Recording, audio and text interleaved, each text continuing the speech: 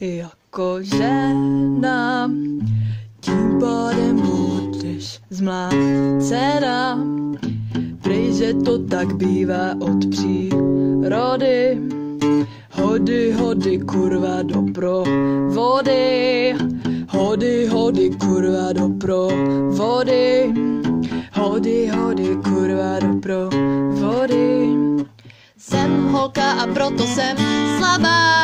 A abych vůbec mohla být zdravá, musí přijít někdo, kdo má pero, zmalovat mi zadek na červeno. Pro ty z vás, co to nevěděli, pomláskat to ti nástroj kouzelný. Pozná totiž, co má mezi nožích osoba, která ji v rukou drží. Tou vyvolenou je právě žena, co je na celý rok posílena. Muž je zdravý, silný od přírody. Hody, hody, kurva, do provody! Hody, hody, kurva, do provody!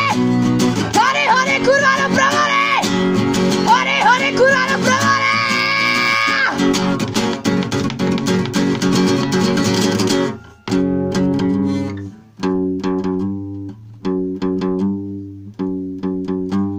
Narozena jako žena, tím pádem budeš zmlácena.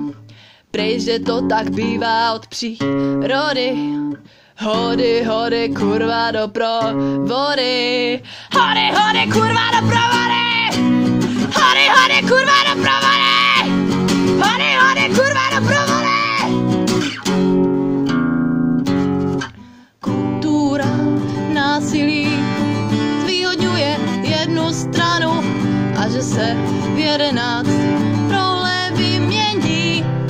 Jak nám to pomůže, když to bude zase prostě jedna část lidí mlátící druhou část lidí.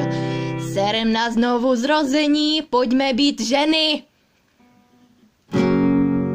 Takže jestli se to holkám líbí, když jim někdo týden stání slíbí, běž za ním a šlehej, dokud můžeš, teda pokud si tím nějak pomůžeš.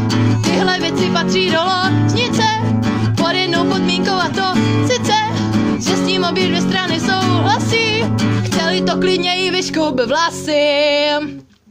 Poslouchejte, dominantní muži, žádná z nás děvčat vám nic nedluží.